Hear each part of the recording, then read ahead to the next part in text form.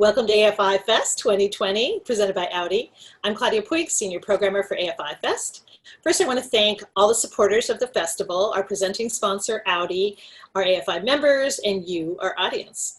Thank you so much for joining us for this very special virtual edition of AFI Fest. We're here today with the writer, director of the visually stunning, moving, and time-bending drama, Wander Darkly, Tara Miele. And we're also thrilled to have the star of this wonderful film, Sienna Miller, whose emotional and multidimensional performance will stay with us long after the lights go up. Thank you so much for joining us. Thank you. Hi, thank you. It's such a pleasure to have you with us. Tara, I wanted to ask you what prompted you to tell this inventively told and beautiful story that feels both spiritual and kind of low-key sci-fi, romantic. What was the impetus? Yeah, well, thank you, first of all. I mean, those are beautifully kind words. About 7 years ago, my husband and I survived a pretty bad car crash. And actually, when it happened, I blacked out. Like right after that, like it was like headlights and then I blacked out. And when I came to afterwards, I couldn't see. And so I was sort of shouting, like, I can't see, I can't see. And I just remember, you know, in that moment, almost being mad at him that he wasn't responding to me. Like, why aren't you helping me? And it didn't occur to me that anything could be wrong with him. Like, it was one thing for me to have been hurt, but it just didn't occur to me that something could possibly have happened to him. And he sort of eked out, I can't breathe. And I just remember thinking, oh my gosh, we're screwed. So we went through, we had two little kids at the time, a 6-month-old and a 4-year-old. And I think there was something about being a parent that really changed my sense of mortality. I've always been like a little bit of an adrenaline junkie and like to do crazy stuff. And all of a sudden, this idea that I could have died in that moment, or could have been pregnant in that moment, or the kids could have been in the car with us at that moment, really messed with me. And so it was really, you know, and I actually had that moment that Sienna has in the movie where I was on the couch and I couldn't really get up and I was calling to my daughter who was in her bouncer and she was ignoring me because she's a baby. And just for a second, I thought, oh my God, I died. And I'm just witnessing what came after. And that passed very quickly, but it took us a long time to recover. And I think it was about a month later, it was Thanksgiving that year, and we're at my parents' house and they're like fighting about the turkey. And the kids are screaming, and it's just, you know, Italian chaos. And I just was so overwhelmed with this real, true feeling of deep gratitude for these messy, delicate little lives that we're lucky enough to get to lead. And I just wanted to bottle it up. I remember in that moment, like, oh, I want to like share this feeling. How do I share this feeling? So that was the very beginning of Wander Darkly. Wow, that is so beautiful. To take something that was so tragic, or potentially not tragic, but so traumatic as a car crash. Yeah. Thank God you guys are okay. And then to turn it into art. That's such a beautiful motivation. Oh, thank you. And I mean, I think that was sort of what I wanted to play with, was when you're faced with these things in your life, these tragedies. And I had quite a bit of loss before that. There was like a few deaths in my life before that. But I felt like you either say thank you for what we have and what we're lucky to still have, or you're like, why me, woe is me, what, you know, that sort of suffering, and trying to lean more into the gratitude. Not that I'm always perfect at that, you know, oh my God, COVID, like I do that a lot. Yeah. Well, if you were perfect at that, you would be a saint. Yeah. It'd be hard to have this conversation. Sienna, I love the way the film retraces all the pivotal moments of this romance, this relationship, and you go through so many emotional zones as you're reliving the past. And hairpin turns, you know, of emotions. It's really an astonishing performance, and it's amazing. I wondered if you spent time, you and Diego, discussing the backstory, or you and Tara, or how you sort of developed the character of Adrienne.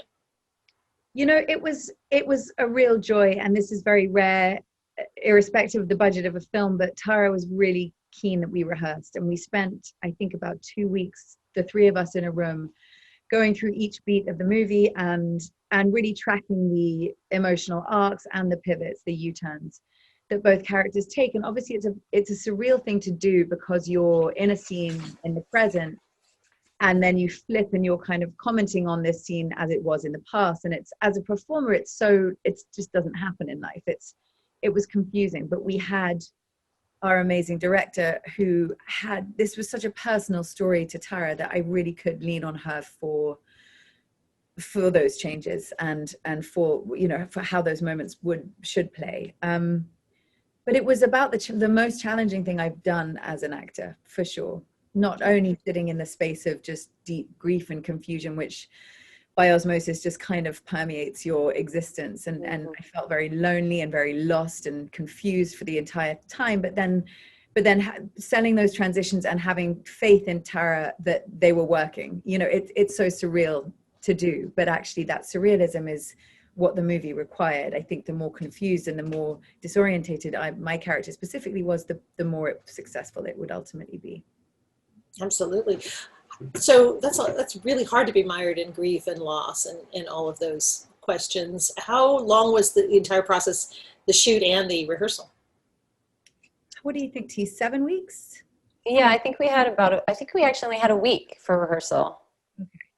But it was so challenging that we, you know, it was like so much, but it was so much to process. And I think, you know, so much of that work was being in constant conversation so that we had a shorthand when we got to set, because the shoot was only 24 days. Mm-hmm. And with the amount of, I mean, it just was whip fast. And I, you know, I think it's a real testament to Sienna's talent and professionalism that she was able to do these hairpin turns while I was doing these crazy camera moves and had all these like visual, you know, things that I wanted to try to accomplish.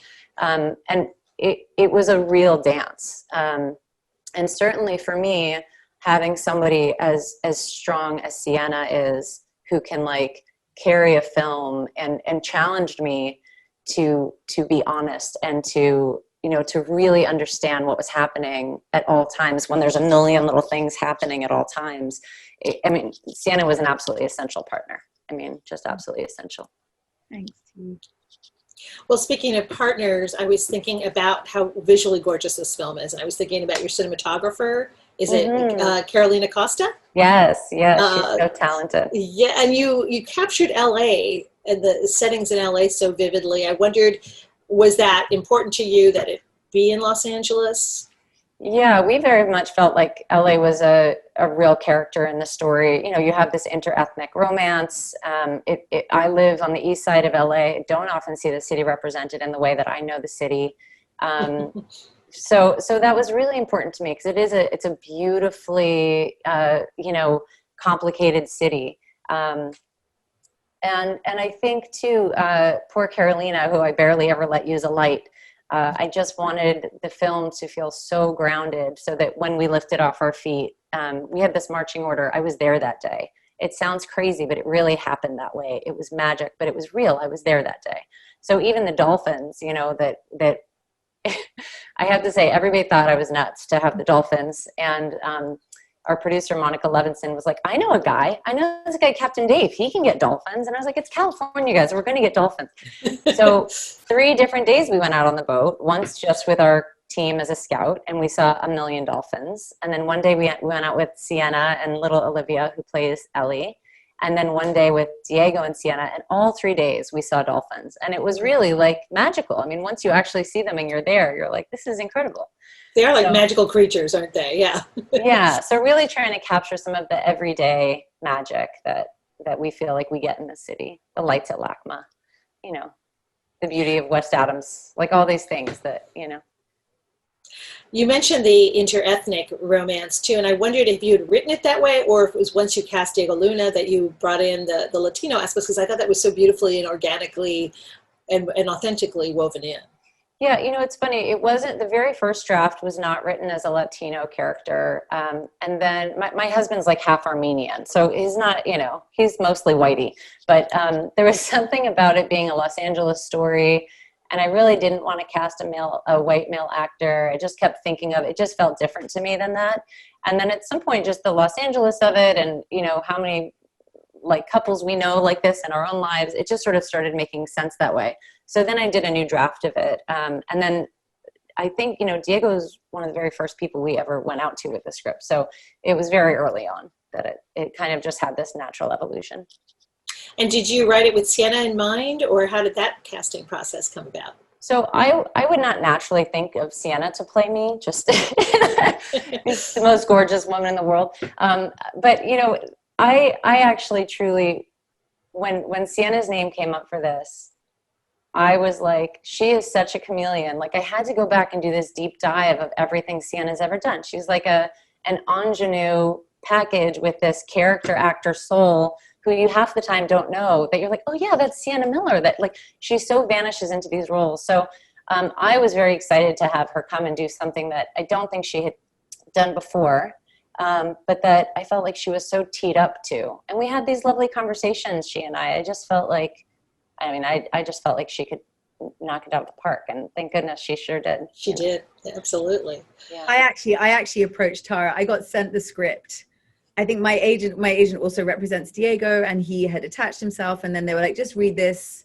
Not sure what's going on with it. And I read it and phoned Lynette Howell, the producer, and was like, I have to play this part, and then phoned Tara.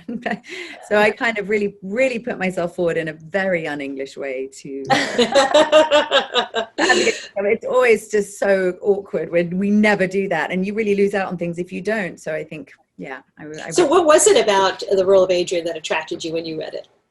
I think the thing that really got me was, it's something that I've thought about a lot in my life, was going back to the inception of a relationship and understanding the beats where you went wrong. This idea of, if you could go back and look and analyze those moments, which is really work that people do on their own internally, but to do that with your collaborator and to learn from it, that was the thing that got me. I think it's sort of all I think about is the relationships in my life, whether they're platonic or romantic, or and the kind of curveballs that get thrown and how you manage them. And it's the most, for me, the most meaty, juicy, exciting part of being alive. And this script really had that in it. I love the idea of being able to do that and explore that. And then I knew that on top of that, there was huge demands for performance, you know, for grief and for joy and for love. I'd never really made something so romantic. And it just had me in bits. When I finished the script, I was sobbing, and every time I read it, I cried. And so I thought, I have to do this. Yeah,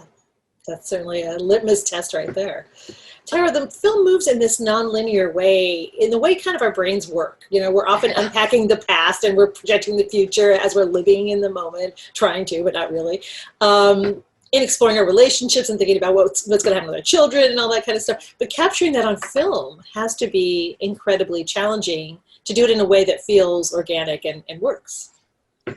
How do you do it? It's magic. You know, it's funny. I mean, I think I had like an understanding for me of how the structure worked when I was writing it, that, you know, that Matteo was going to try to tell her this story, but that was sort of the rosier version of their story. And at some point she was going to try to take the narrative back. And then it became this fight between them of what had actually happened. And then I knew I wanted to project what could happen before I revealed what actually had happened. So like I had that, right? And then when we were filming it, like we actually had to go back. I think the assistant director and I created a proper timeline of how things had happened in real time to make sure that it all played, you know, to make sure, like, are we crazy that this could have happened before that or this? And it all, thank God, made sense. And yeah, it was a lot of making sure that every time we approached a scene, we knew what had just come before it on the film, and then what had actually come before it in real life and where they were at in their journey. But I mean, I don't know, it feels like sort of how film is made too, right? We shoot everything out of order and then you throw it all back together again. And I would say probably the trickiest thing was it made so much sense in my head that sometimes I didn't know what wouldn't make sense to other people. And so poor so San Diego would be like, well, where are we? Are we in the present or the past? And I'd be like, you're sort of both in that one line. And they'd be like, oh my God, what could you possibly be talking about? I was like, no, what do you mean? Wait. I'm like, it's both. It's a little bit of both. It could go either way. And they're like, you don't know? And I was like, no, it's actually both. It's like, how do you play that, you know? So, but I actually think the process, you know, I started as like a theater brat when I was really little, and that process of constantly trying to figure out what it is so wonderful, you know. And I guess I feel like if we're not sort of like on the verge of thinking, oh my God, what the hell are we thinking? Then like, what are we really doing? You know, it's like, it's so fun to live on that edge of, oh God, is it going to work? Is it going to work? Yeah, it's like a knife's edge. Yeah. So Sienna, what would you say was the most challenging or the toughest scene to do in this film? Oh, they were all so challenging. I think day one was the hospital. That was just jumping in at the deep end. Wow. That was challenging, but also really satisfying because it worked. And I think the hardest day was probably, I can't really spoil. They've seen it. Sorry. They've seen it. You know, the moment where I discover that he died. I'm in the garage and I find his things, and that was about the most upsetting.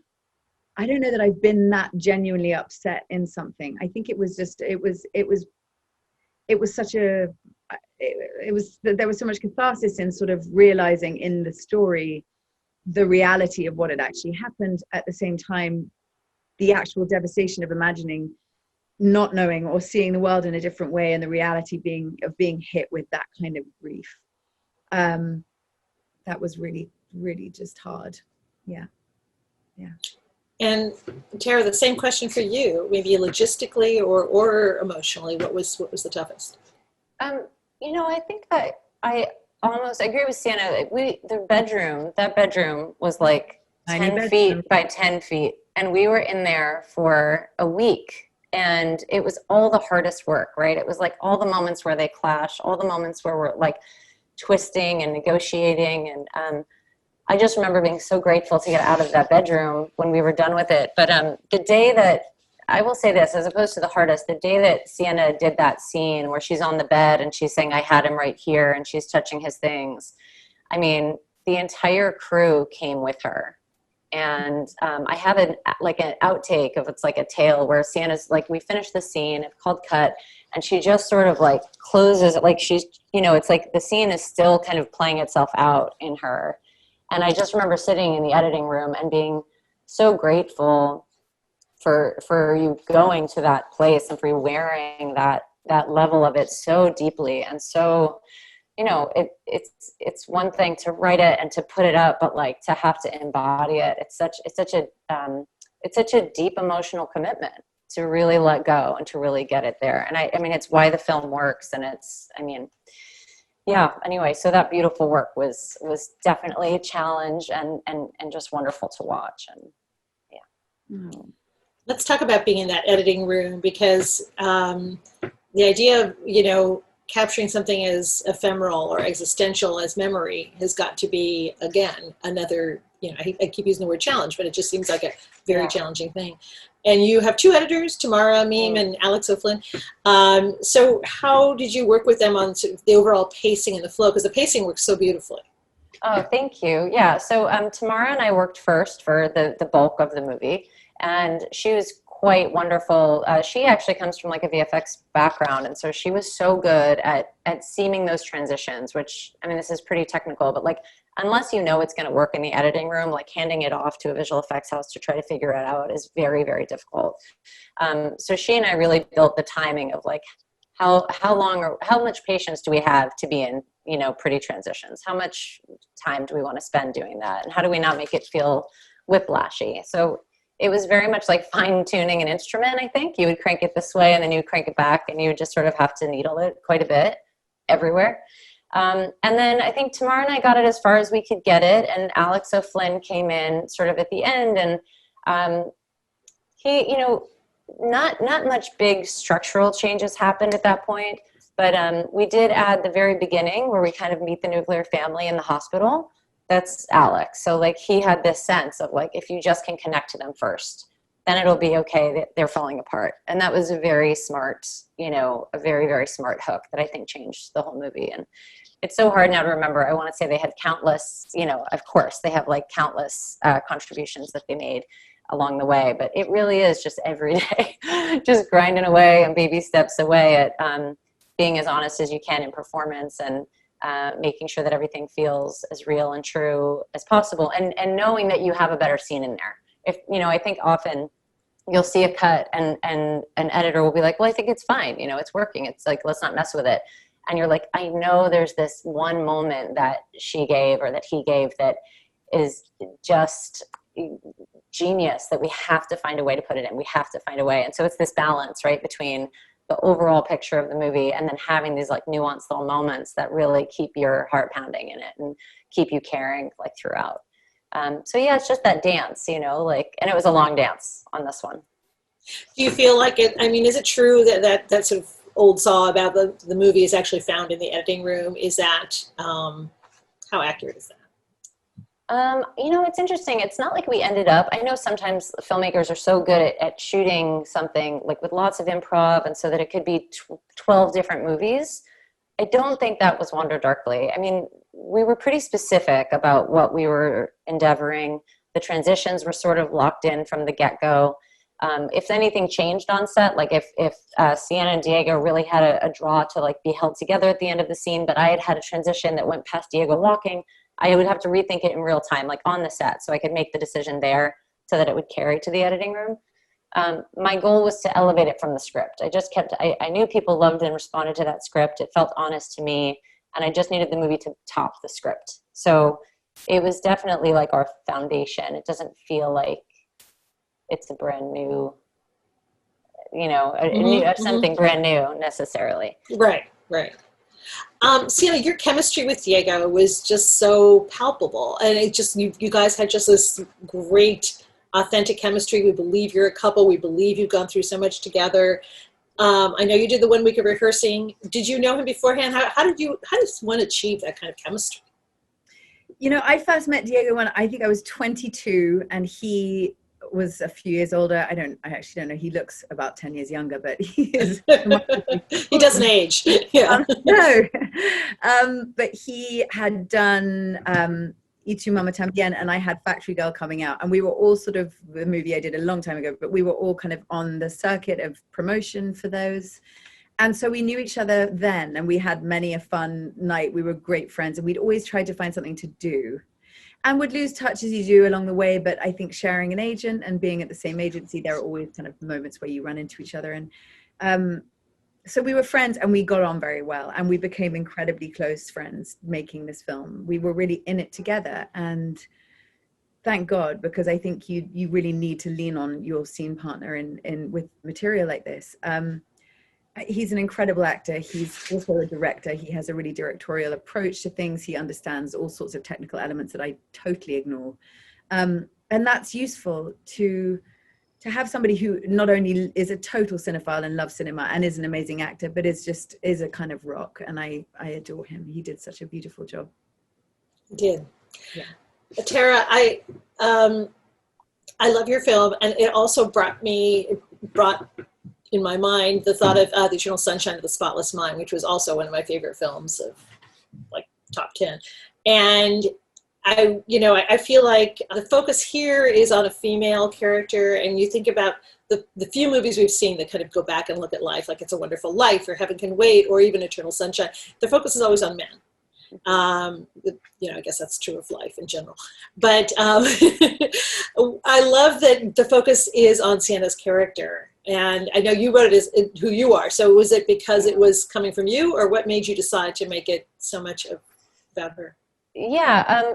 I mean, I guess, yeah, that's my life experience, right? So by default, I would see it through that lens. I do remember, I did a little bit of like studio screenwriting early in my career, and I had a rom-com that was about a woman that I wanted to do, or not even a rom-com, a comedy about a woman.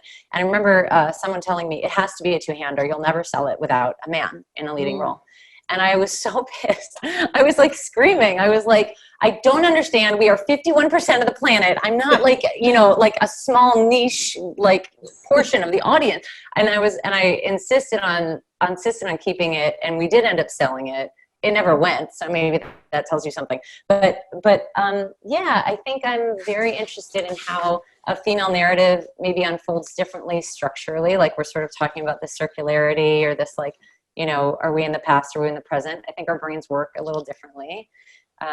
I think, you know, I have a fight with my husband and he thinks about the one fight we're having. I think about like 100 other things like that we're fighting about, you know. And I don't see that very often. But yeah, I am a big fan of Charlie Kaufman, and I hope that it's interesting, like as I know more female filmmakers who are actually getting more money, more resources, and more of a chance, everybody's voices are starting to sort of become more in relief, right? So it used to be like, oh, you're the female filmmaker. And now it's like, oh, you're the female filmmaker who does this really specific dark drama. Oh, you do this beautiful raunchy comedy.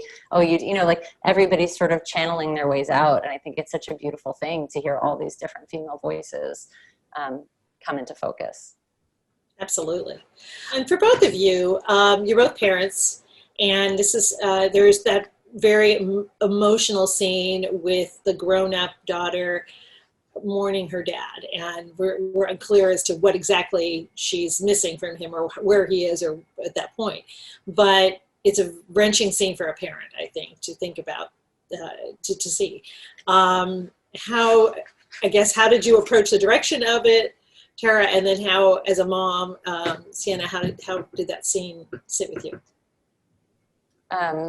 Just thinking about that day at the church, right? Like we had this lovely actress, Indy Navarrete, who was so sweet and was trying to get into this mode. And I had this insane idea that the camera could not stop moving. And so the camera's swinging like insane.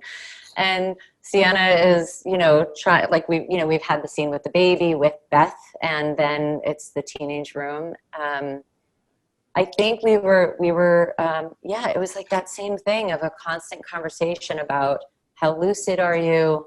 How much do you believe this? Where do you think he's gone? What are the consequences here if this is really true, that you believe he's left because he couldn't handle it? We had about an hour to shoot it. That's what I remember from that day. Wow. I remember we shot that day in sequence. So I'd come from seeing my own funeral to that corridor to the bedroom, and maybe it was even a steady cam. I can't quite remember. So fly in my face. But again, that was a state of I wasn't seen in the room. I was observing something, and it was just, as a lot of this, you know, a really distressing situation to be in because you can't participate. I seem to remember, although I might be wrong, but I try to jump in and like, no, don't do that with the diary, right? Just to be kind of powerless in the unfolding of your own life and the future of your child. I mean, it's just distressing, as much of this would be, but it's also, she's in such a kind of fugue state of not knowing whether this is real or in her head, or but a traumatizing experience for anybody to sort of witness their own funeral, and how surreal, and, you know, just surreal. And I think also knowing that at that point in the movie, we had quite a long way to go, right? That was this sort of surreal and disoriented moment that you didn't know what was real and what was not, but it felt very meaningful. I mean, I have dreams that I like wake up in the morning and I'm like, well, I know it was a dream, but now I understand something deeply and truly in my life that has to change because of what I just understood. So I think it was sort of, without putting too much, you know, emotional heat into it, just having it be that observance so that later it mattered. Right, that you had witnessed it, that it could grow as a point of contention. It galvanized her to make some changes, which was like, so actually from the surreal and the upset, it was the first moment where she's like, I have to do something, I have to fix this, you know, which was quite a driving beat. It was kind of exciting to have a purpose out of that crazy surreal state that she'd been in. Yeah, but yes, devastating. I mean, the whole notion of being of mothers whose partners die, and then raising a child alone and seeing that child grow into resembling the man you've lost. I mean, just so painful, and so ultimately beautiful to see what human beings can overcome, and finding the beauty in life, in the small moments, like Tara said, and the resilience of the human spirit, which is astounding, always astounds me. That is a beautiful note to close this Q&A on, the resilience of the human spirit. Thank you so much. Thank you, Tara, for this wonderful, beautiful film. And thank you, Sienna, for this amazing performance. Thank you, everyone out there. And please tell your friends. The film is available to screen until the end of the festival, which is October 22nd. And we'd love to hear from you on social media, #AFIFest. and join us for more great films and virtual events at fest.afi.com. Thank you. Thanks. Thanks. Bye.